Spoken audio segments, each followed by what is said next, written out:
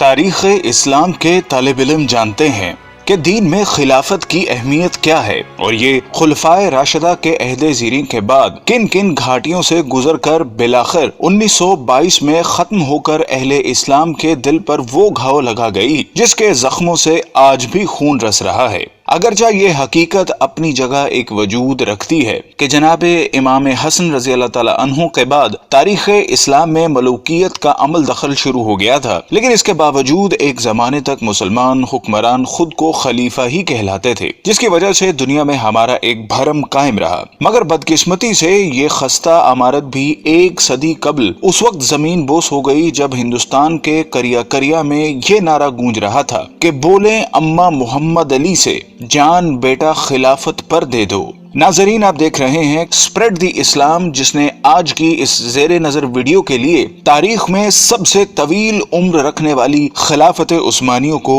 اپنا موضوع سخن بنایا ہے، جس میں اس عہد کے سرسری جائزے کے ساتھ ساتھ اس معاہدے کا بھی خاص طور پر تذکرہ کیا جائے گا جو کہ اس کے خاتمے کے وقت اتحادی قوتوں اور اس کے شکست خوردہ حکمران کے درمیان طے ہوا تھا، جس کی عمر 100 سال مقرر کی گئی تھی، اور ہم جانتے ہیں کہ یہ مدت آئندہ سالوں میں ختم ہو جانے والی ہے، جس کے بعد نہ صرف عالم اسلام بلکہ پوری دنیا میں ایک بہت بڑی تبدیلی کے مواقع موجود ہیں۔ لیکن اصل موضوع کی جانب بڑھنے سے قبل ہمارے اس قافلہ تحقیق و جستجو میں نئے شامل ہونے والے ساتھیوں سے درخواست ہے کہ وہ پہلے چینل کو سبسکرائب کر کے ساتھ موجود گھنٹی کی علامت کو بھی دبا دیں تاکہ اسی نوع کی ہماری دیگر ویڈیوز بھی ایک خودکار نظام کے ذریعے آپ تک پہنچتی رہیں۔ معزز ناظرین، بنو امیہ کی حکومت کے خاتمے کے بعد 132 ہجری میں خلافت بنو عباس کا قیام عمل میں آیا، جو کہ قریب 5 صدیوں تک قائم رہی، اور اس زمانے میں بغداد نہ صرف علم و حکمت کا گھر تصور ہوتا تھا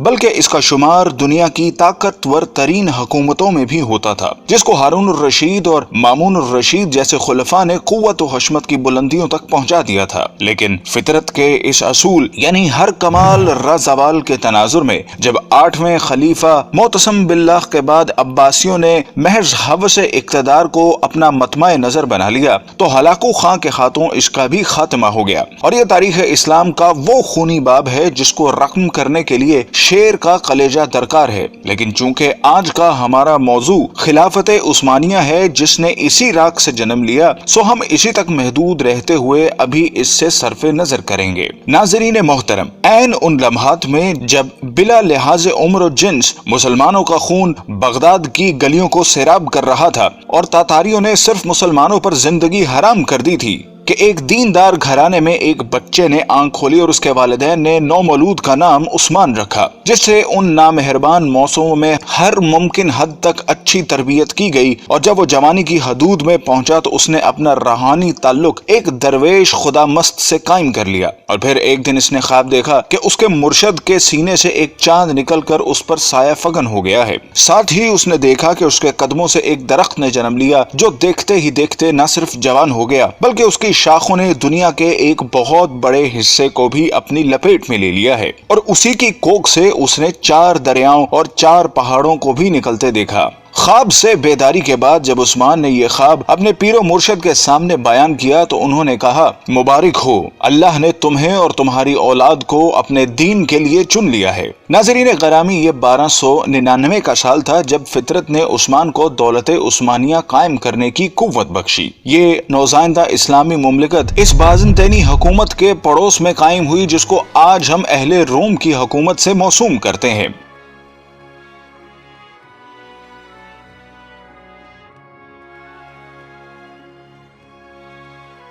قابل قدر ناظرین، عثمان، جس کو ترک آج بھی غازی عثمان کے نام سے یاد کرتے ہیں، کا عہد حکومت ایک مثال کے طور پر پیش کیا جاتا ہے جس میں عدل و انصاف کی حکمرانی تھی۔ غازی عثمان نے اپنی زندگی میں ایک ایسی سلطنت کی بنیاد رکھی جو کہ آنے والی کئی صدیوں تک قائم رہی۔ یہ عظیم حکمران جب 1226 میں اس دنیا سے رخصت ہوا تو اس نے موت سے قبل اپنے بیٹے اور خان کو جو نصیحت کی وہ آج بھی کتب تاریخ میں ایک بہترین ضابطے کی صورت میں موجود ہے۔ اس نے کہا کہ جہاد فی سبیل اللہ کو قائم رکھتے ہوئے ہمیشہ دین اسلام کا پرچم سر بلند رکھنا اور ہمیشہ عدل و انصاف پر قائم رہنا۔ اس نے کہا کہ میری نسل سے جو شخص بھی اسلام سے بے وفائی کا مرتکب ہوگا تو وہ روز حشر رسول اللہ صلی اللہ علیہ وسلم کی شفاعت سے محروم رہے گا۔ اور پھر اس کے بعد 627 سال تک دولت عثمانیہ پر اسلامی خلافت قائم رہی، جس دوران کئی ایک نامور حکمران آئے جنہوں نے اس کی آبیاری کرتے ہوئے اسے دنیا کی ایک عظیم سلطنت میں بدل دیا۔ اور پھر آنے والے وقت نے ثابت کیا کہ عثمان کے خواب میں آنے والے دریاؤں میں دجلہ، فرات، نیل اور دریائے دینوب شامل تھے،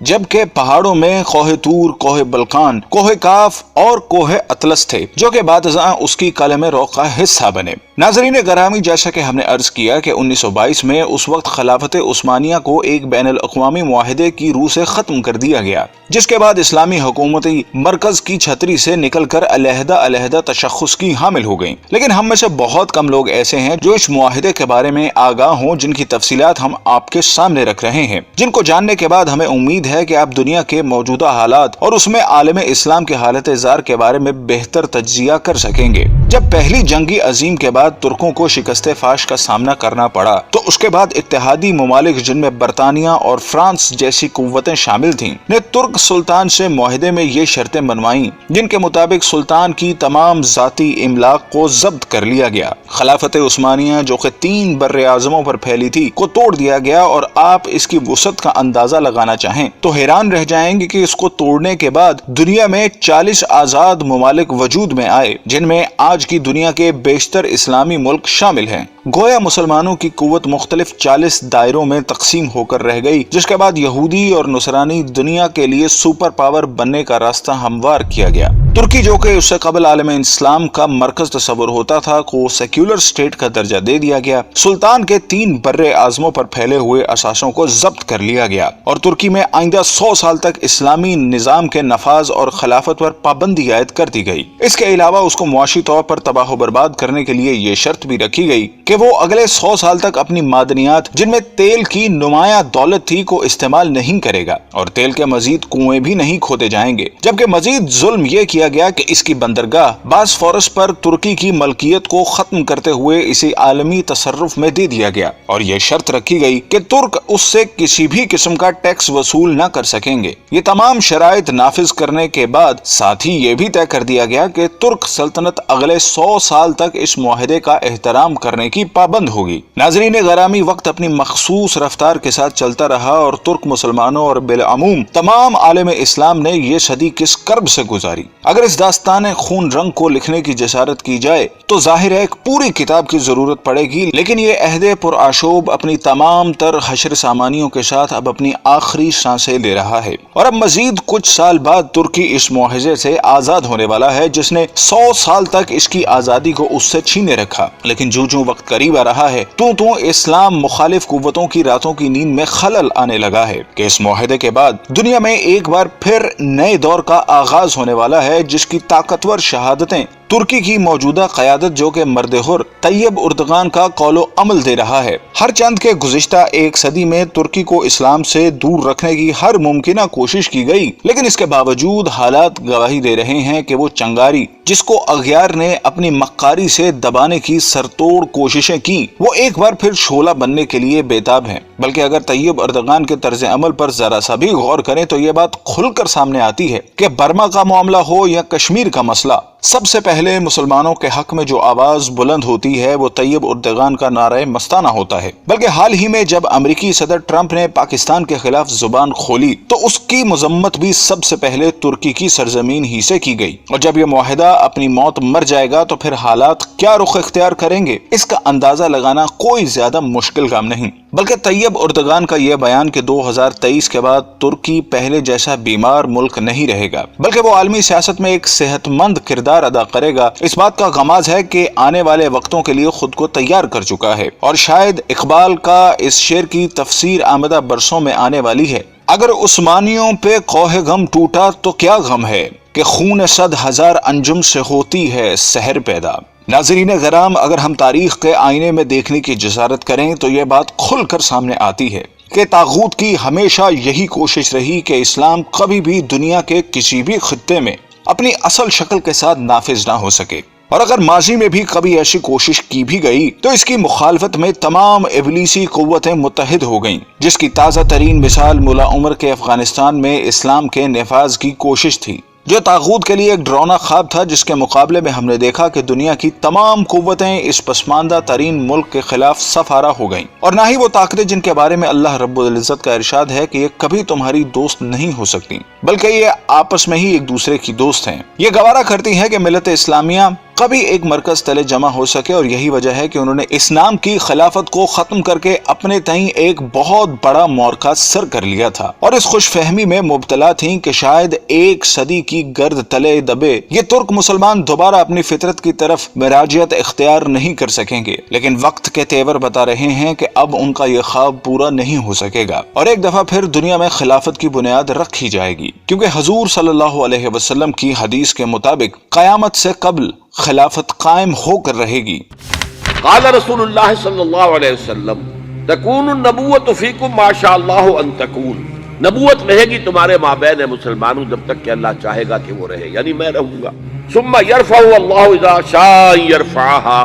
پھر اللہ اسے اٹھا لے گا جب اللہ چاہے گا کہ اسے اٹھا لے، یعنی پھر میرا انتقال ہو جائے گا، نبوت ختم ہو جائے گی، اب تمہارے مابین نبوت کی برکات و سعادتیں نہیں رہیں گی۔ ثم تکون خلافت علی منہاج النبوہ، پھر اس کے بعد ایک دور ہوگا خلافت کا جو بالکل نبوت کے طریق پر ہوگی، نبوت کے نقش قدم پر ہوگی، جو نظام میں نے قائم کیا جوں کا توں،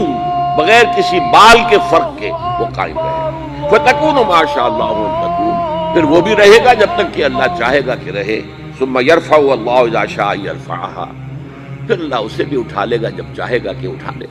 ثم تکون ملکا عاضا، عض یعض کہتے ہیں دانتوں سے کاٹنے کو۔ پھر اس کے بعد ایک دور آئے گا جو کاٹ کھانے والی ملوکیت کا دور ہوگا۔ یہ جیسا کہ میں عرض کر چکا ہوں، یہ ملوکیت جو مسلمانوں کی تھی، اور ان میں جو مظالم ہوئے ہیں، اچھے لوگ بھی آئے ہیں، یقیناً آئے ہیں، آخر 12 خلفاء کی تعداد انہی میں سے پوری ہوگی۔ ثم تکون ملکا عاضا، پھر کاٹ کھانے والی ملوکیت آئے گی۔ فتکون ما شاء اللہ ان تکون، تو وہ بھی رہے گی جب تک اللہ چاہے گا۔ ثم یرفع اللہ اذا شاء یرفعها، پھر اللہ اٹھا لے گا اسے بھی جب چاہے گا۔ ثم تکون ملکا جبریا، پھر ایک مجبوری والی ملوکیت آئے گی، غلامی والی، جس کو ہم ویسٹرن کولونیلزم کہتے ہیں، یورپین کولونیلزم۔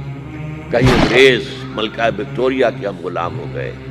کہیں جو ہے ہسپانوی آ گئے، کہیں پر اطالوی آ گئے، کہیں پر فرانسیسی آ گئے، کہیں پر ولندیزی آ گئے، کہیں پر پرتگیزی آ گئے، اس طرح سے پورا عالم اسلام گرفت میں آ کے ساتھ۔ ثم تکون ملکا جبریا فتکون ما شاء اللہ ان تکون، پھر وہ بھی رہے گا جب تک کہ اللہ چاہے گا۔ ثم یرفع اللہ اذا شاء یرفع، پھر اللہ اسے بھی اٹھا لے گا جب چاہے گا کہ اٹھا لے۔ ثم تکون خلافت علی منہاج النبوہ، پھر آئے گا ایک دور خلافت علی منہاج النبوہ کا۔ ثم سکت النبی صلی اللہ علیہ وسلم، اس کے بعد خاموش ہو گئے حضور۔ تاریخ انسانی کا یہ آخری دور ہوگا۔ مسند احمد میں موجود حدیث کے مطابق حضور صلی اللہ علیہ وسلم نے 5 ادوار کا ذکر فرمایا ہے۔ آپ صلی اللہ علیہ وسلم نے فرمایا کہ تمہارے اندر نبوت کا دور رہے گا جب تک اللہ چاہے، پھر اللہ اسے اٹھا لے گا جب اٹھانا چاہے گا، یعنی جب تک حضور صلی اللہ علیہ وسلم رہے وہ دور رہا۔ اس کے بعد حضور صلی اللہ علیہ وسلم نے دوسرے دور کا ذکر فرمایا، پھر خلافت منہاج النبوہ قائم ہوگی، پس یہ دوسرا دور بھی جاری رہے گا جب تک اللہ چاہے گا، پھر جب اللہ چاہے گا اسے بھی اٹھا لے گا۔ اس کے بعد حضور نے تیسرے دور کا ذکر فرمایا کہ اس کے بعد کاٹ کھانے والی حکومت کا دور آئے گا۔ حکومت کا یہ دور بنو امیہ اور بنو عباس کی ملوکیت کا دور تھا۔ آپ نے ارشاد فرمایا یہ دور بھی رہے گا جب تک اللہ چاہے گا، پھر اسے بھی ختم فرما دے گا۔ پھر حضور صلی اللہ علیہ وسلم نے چوتھے دور کا ذکر فرمایا، پھر جابرانہ بادشاہت کا ایک دور آئے گا۔ جابرانہ بادشاہت سے مراد غیروں کی غلامی کا زمانہ ہے۔ پھر حضور نے 5ویں دور کا ذکر فرمایا کہ پھر خلافت منہاج النبوت قائم ہوگی۔ यानी फिर पहले ही की तरह खिलाफत का दौर आएगा जो नबूवत के नक्शे पर ही कायम होगा। हमारा ईमान है कि वो दौर लाजमन आएगा जिसकी खबर हुजूर ने दे दी है कि आप सल्लल्लाहु अलैहि वसल्लम सच्चे हैं और आपकी खबर कभी गलत नहीं हो सकती। नाज़रीन गिराम, खिलाफत उस्मानिया की सरजमीन पर तैयब अर्दगान जैसी शख्सियत की मौजूदगी इस बात की दलालत कर रही है कि शायद आने वाला वक्त एक दफा फिर इस उम्मत को एक झंडे तले जमा करने के लिए अपनी चाल चल चुका है। हमारी दुआ है कि खुदा वो वक्त जल्दी लाए कि उम्मत के इन जरखेज और मुकद्दर दिमागों के अंदर वो एहसास ज़िया जन्म ले सके जो कि इत्तेहाद उम्मत के रास्तों का नकीब बन सके। आमीन।